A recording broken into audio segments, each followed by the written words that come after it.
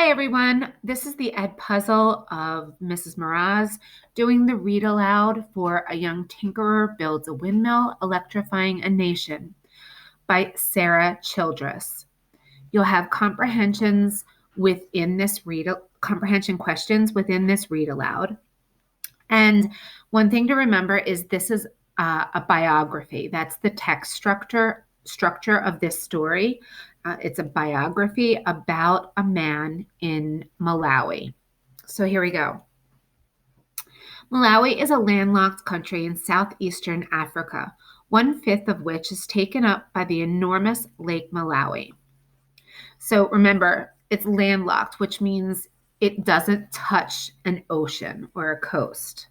Malawi's economy is mostly farming based, and most of its citizens live in rural areas. Only a small number of the almost 17 million Malawians have access to electricity, which is typically limited to large cities, meaning that most of the farmers in the rural areas do not have electricity. So I want you to just stop for, a minute here and think about what it would be like to not have electricity. You can't just flip the switch and have the lights on, refrigerator, your cell phone charging, your computer. Really, even when it comes to running water, because pumping the water to the house requires electricity. Masatala, Malawi, on a continent woefully short of electricity, 20-year-old William Kamkwamba has a dream to power up his country one windmill at a time. So far, he has built 3 windmills in his yard here, using blue gum trees and bicycle parts. His tallest, at 39 feet, towers over the windswept village, clattering away as it powers his family's few electrical appliances: 10 6-watt light bulbs, a TV set, and a radio. The machine draws in visitors from miles around. So, windswept village, that means that this area has a lot of wind, which is a perfect environment for a windmill as a source of energy. Self-taught, Mr. Kamkwamba took up windmill building after seeing a picture of one in an old textbook. He's currently working on a design for a windmill powerful enough to pump water from wells and provide lighting for Masatala, a cluster of buildings where about 60 families live. So this town, Masatala, has just about 60 families in it. So it is a very small rural town. And I also want you to remember here that this happened quite a few years ago, right? So this isn't current day. Then he wants to build more windmills for other villages across the country. Betting he can do it, a group of investors are putting him through school. I was thinking about electricity, says Mr. Kamkwamba, explaining how he got hooked on wind. I was thinking about what I'd like to have at home, and I was thinking, what can I do? To meet his family's growing power needs, he recently hammered in a shiny store-bought windmill next to the big one at his home and installed solar panels. He has another windmill still in its box, and he'll put up at a house 70 miles away in the capital, Lilongwe, where he now goes to school. A few years ago, he built a windmill for the primary school in Masatala. He used it to teach an informal windmill building course.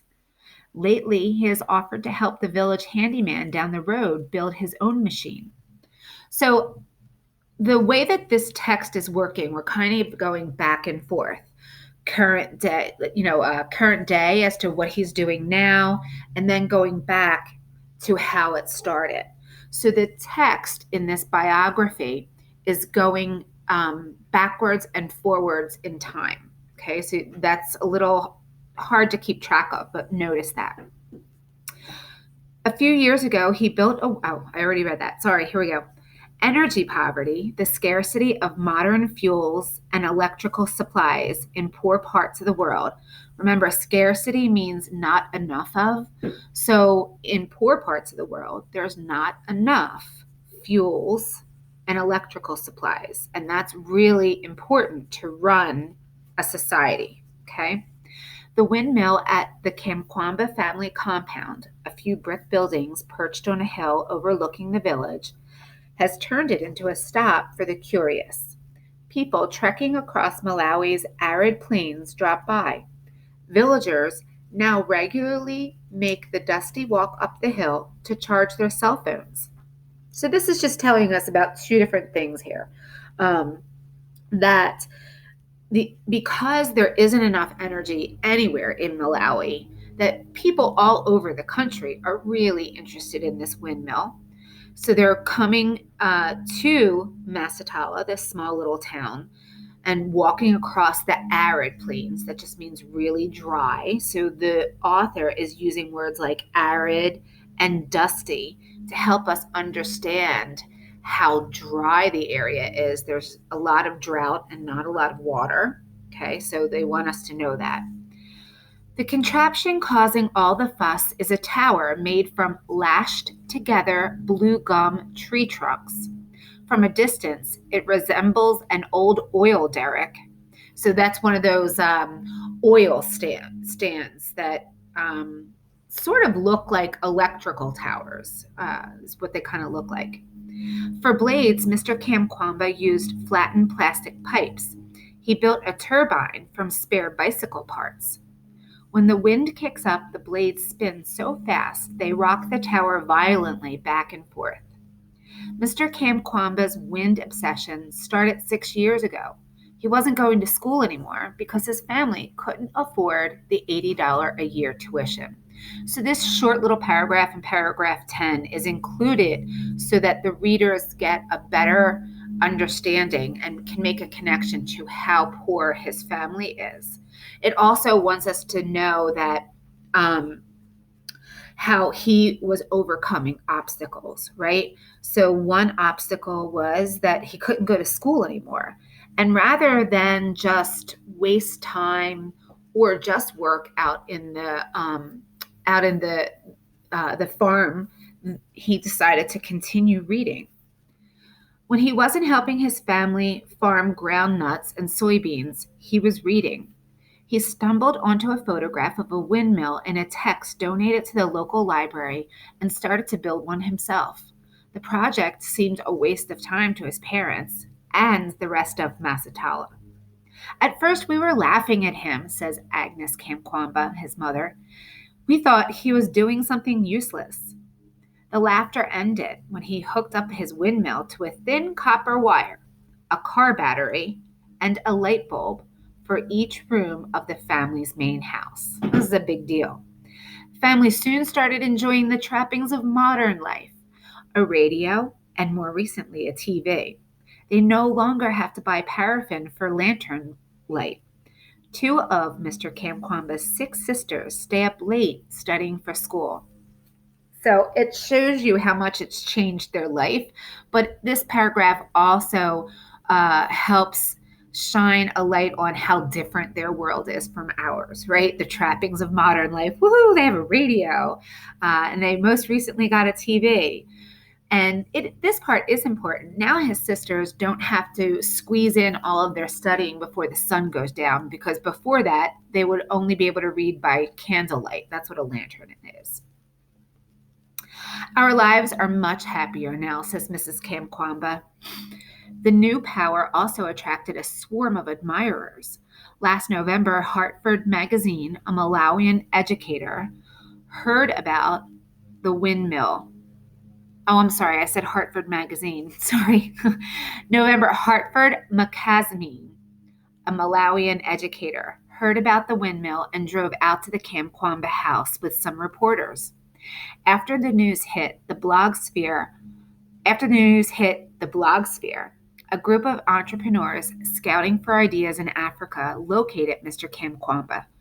Called TED, the group, which invites the likes of Al Gore and Bono to share ideas at conferences, invited him to a brainstorming session earlier this year. So I think you guys are very familiar with TED Talks.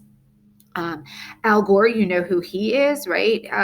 He is the guy who's trying to stop global warming, and he used to be um, vice president and he ran for president. Bono is the lead singer of a band called U2. I don't know if you guys ever heard of them, but he's also very socially motivated and um, gets involved in things to change the world and make it a better place. In June, Mr. Kamkwamba was on stage at a TED conference in Tanzania. Tanzania is a small country in Eastern Africa. TED stands for Technology, Entertainment, Design. I got information about a windmill, and I try, and I made it, he said in halting English to a big ovation. Halting English just means that his English wasn't very good, so it was choppy, and a big ovation, so it's this big crowd cheering and clapping and standing up. After the conference, a group of entrepreneurs, African bloggers, and venture capitalists, some teary eyed at the speech, pledged to finance his education. So he really impressed some of the people in this TED Talk crowd. His backers have also showered him with new gadgets, including a cell phone with a hip hop ringtone, a laptop, and an iPod. Kelly Clarkson's Breakaway is his current favorite tune. They rewired his family's house, replacing the homemade switches he made out of flip-flop parts. So yes, so switches, which are, your light switches that are in your house, he made light switches out of flip-flops. So this guy, he is truly a tinkerer, right? He is an inventor and, likes to make things.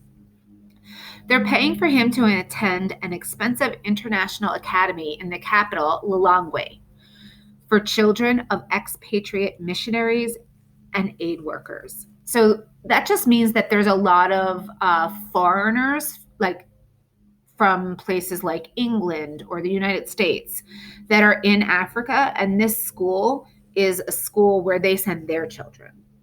But his teacher, Laura Lee McLean, sometimes worries about his one-track mind and about all the attention he's getting.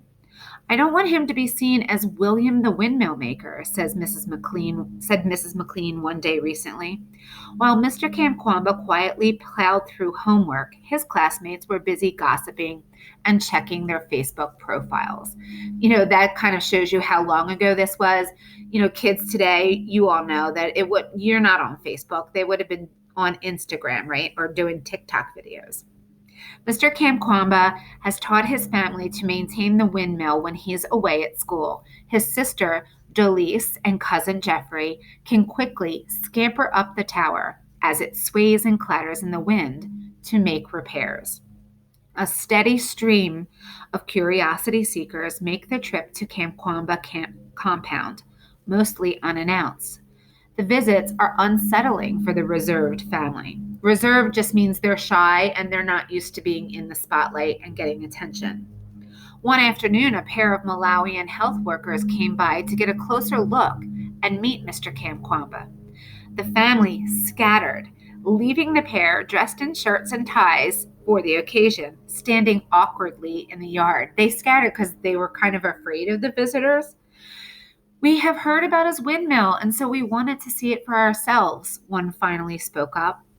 Mr. Kamkwamba came around to shake hands, then quickly moved away to show another visitor around. Jealousy is a social taboo in these parts, but Fred Mwale, an educator who works in Wimbe, the area that includes Masatala, says the family's new prosperity is causing some tensions. So tension means conflict. People do desire what is happening here. They come and admire, he says. They think that they might get the same support if they build a windmill. Down the hill, the village handyman started building his own windmill after secretly studying Mr. Kamkwamba's. A gust of wind blew the blades off the man's first few attempts. So he's tried a couple of times to build the windmill unsuccessfully. Mr. Kamkwamba offered to help him rebuild, but got no reply. I'm waiting to see if he's serious, Mr. Kamkwamba says.